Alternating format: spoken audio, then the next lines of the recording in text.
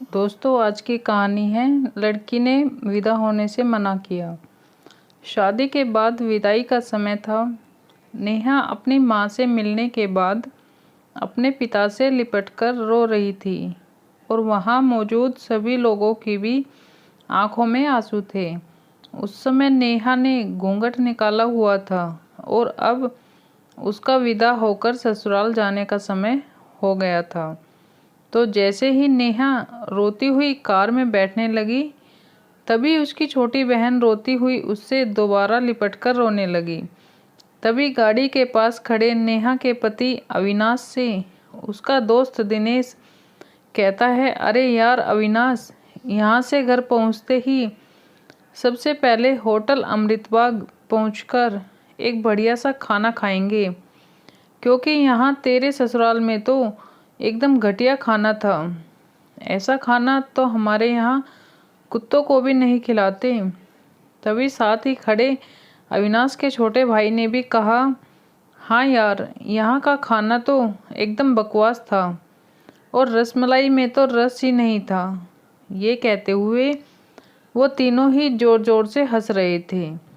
तभी नेहा के पति अविनाश ने भी अपने ससुराल वालों की मजाक उड़ाते हुए कहा कि हाँ यार, मैंने भी मजबूरी में ही यहाँ खाना खा लिया, वरना मैं तो ऐसे खाने को हाथ भी नहीं लगाता। और अब पक्का हम तीनों घर पहुँचते ही होटल अमृतबाग का खाना खाएंगे। अपने पति के मुंह से ऐसी बातें सुनकर नेहा कार में बैठती बैठती रुक गई और उसने गुस्से में सबके सामने अपना घूंघट हटाते हुए कार के दरवाजे को जोर से बंद किया और आंखों में आंसू लिए नेहा अपने पिताजी के पास चली गई और उनका हाथ पकड़कर उनसे ये कहा कि पिताजी, मैं ससुराल नहीं जाऊंगी, मुझे ये रिश्ता बिल्कुल मंजूर नहीं है। ये बात नेहा ने इतनी ज़ोर से कहा कि ये सब लोग उसकी बात सुनकर हक्के बक्के रह गए। सब लोग नेहा के नज़दीक आ गए और नेहा के ससुराल वालों पर तो जैसे पहाड़ ही टूट पड़ा हो। वजह क्या थी ये किसी को भी समझ नहीं आ रहा था।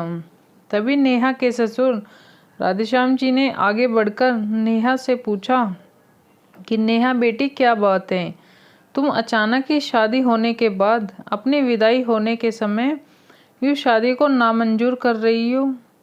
तभी नेहा कुछ देर चुप रहने के बाद अपनी आंखों में आंसू लिए अपने ससुर से बोली कि बाबूजी, आपको पता है मेरे माता पिता ने अपने सभी सपनों को मारकर हम सभी बहनों को इतना पढ़ाया लिखाया और काबिल बनाया, और आप जानते हैं कि एक बाप के लिए उसकी बेटी क्या मायने रखती है। वैसे आप और आपका बेटा कभी नहीं जान सकते, क्योंकि बाबूजी, आपके घर में तो कोई बेटी है ही नहीं। दुल्हन ने शादी के बाद किया मना, और आप जानते हैं मेरी शादी में आने वाले बारातियों के लिए खाने पीने की एक भी कमी न रह जाए। इसलिए मेरे पिताजी पिछले 3 महीनों से रात को 2 से 3 बजे तक जाकर मेरी माँ के साथ ये योजना बनाते थे कि रसोइया कौन होगा और खाने में बारातियों के लिए किस किस तरह का खाना बनवाना है और बारातियों को कहाँ बिठाना है, ताकि कहीं किसी को बुरा न लग जाए।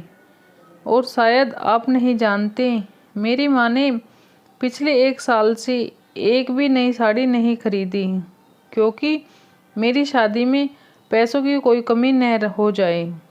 और आज भी मेरी शादी में भी मेरी माँ मेरी बड़ी बहन की साड़ी पहनकर खड़ी है।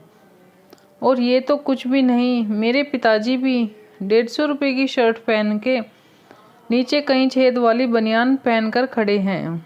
और ये सब सिर्फ इसलिए ताकि मेरी शादी में कोई कमी न रह जाए।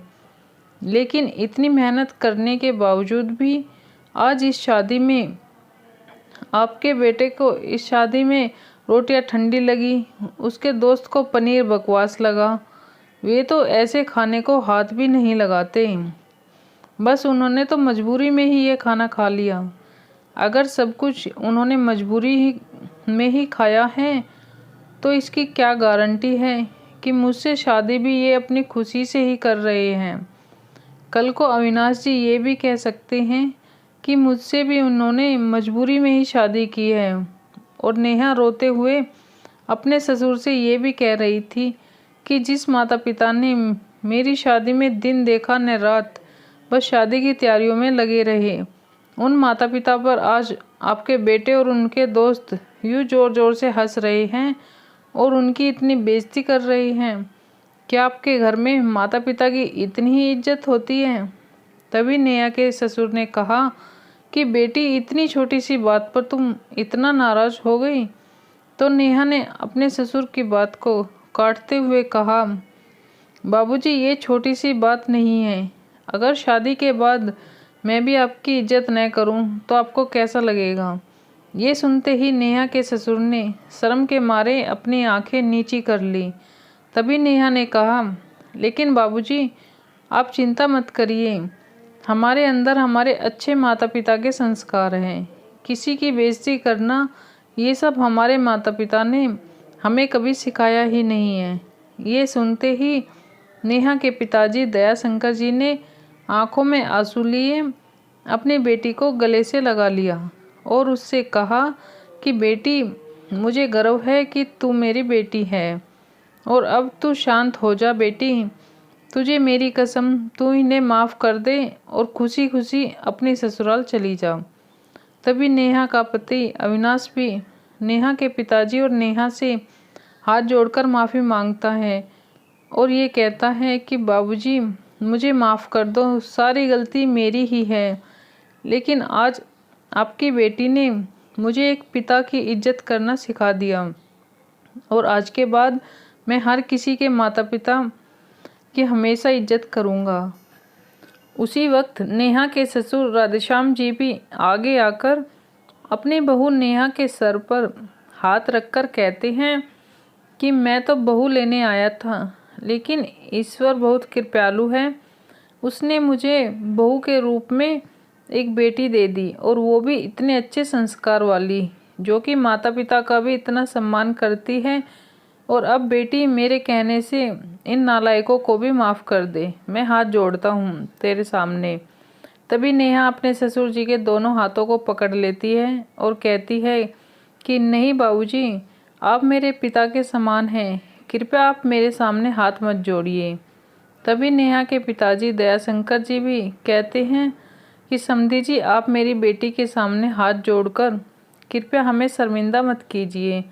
मेरी तो आपसे बस इतनी ही प्रार्थना है कि हमेशा आप मेरी बेटी को अपनी ही बेटी समझना और इससे कभी कोई गलती हो जाए तो इसे माफ़ कर देना। तो राधेश्याम जी ने अपने समधी दयाशंकर जी का हौसला बढ़ाते हुए कहा कि आप बिल्कुल चिंता मत करिए, बल्कि अब तो नेहा बेटी ही हमारे पूरे घर को संभालेगी और अब ये ही हमारे घर की लक्ष्मी है। ये सुनकर नेहा के पिताजी बहुत खुश हो जाते हैं और अपनी बेटी को खुशी खुशी विदा कर देते हैं।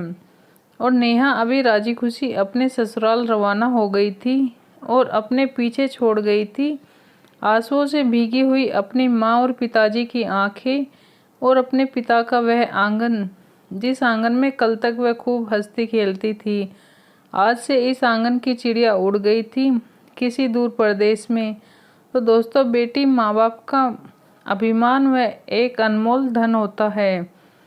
और दोस्तों, अपनी छाती पर पत्थर रखकर वो अपनी प्यारी बेटी और अपने जिगर के टुकड़े को, उसकी शादी करके प्यारी बेटी और अपने जिगर के टुकड़े को उसे विदा कर देते हैं। इसलिए दोस्तों, एक बाप अपनी बेटी की शादी करके वैसे ही उससे दूर हो जाता है और हमें उसका अपमान करके उन्हें और दुखी कभी नहीं करना चाहिए। दोस्तों, आपको आज की कहानी कैसी लगी कमेंट करके ज़रूर बताना। वीडियो अच्छी लगे तो लाइक और शेयर करें। चैनल पर पहली बार आए हैं तो चैनल को सब्सक्राइब करके ही जाएं। साथ में दिए घंटी के बटन को भी दबाएं ताकि मेरी वीडियो के नोटिफिकेशन आप तक आ जाए। अपना कीमती समय देने के लिए धन्यवाद। मिलते हैं किसी नई वीडियो के साथ, तब तक के लिए बाय बाय।